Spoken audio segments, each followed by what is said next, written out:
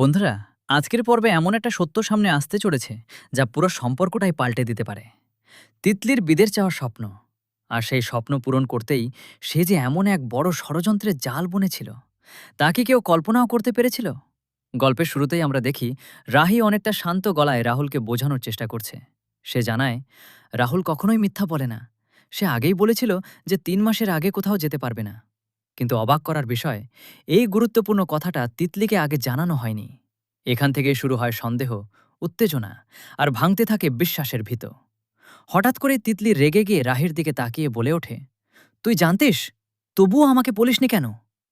পরিস্থিতি তখন একেবারে জটিল হয়ে ওঠে, কারণ রাহুলও একই প্রশ্ন করে রাহির দিকে তাকিয়ে। রাহির নীরবতা যেন আগুনে ঘি ঢেলে দেয়, তার চুপ থাকা যেন হাজারটা প্রশ্নের জন্ম দেয়।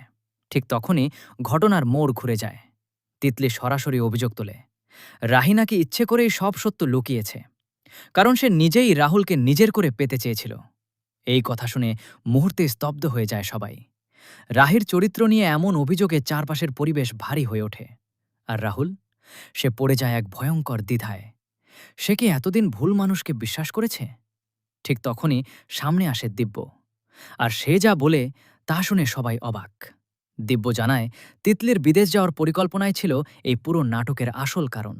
নিজের স্বার্থে, নিজের ভবিষ্যতের জন্য। তিতলি ইচ্ছে করেই এমন পরিস্থিতি তৈরি করেছিল যাতে রাহি আর রাহুলের মধ্যে দূরত্ব তৈরি হয়। সত্যটা প্রকাশ পেতেই তিতলির মুখোশ খুলে যায়। রাহুল বুঝতে পারে সে এতদিন ভুল বোঝাবুঝির শিকার ছিল।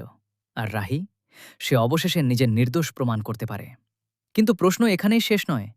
এই ঘটনার পর রাহুল কি আবার রাহিকে আগের মতো বিশ্বাস করতে পারবে?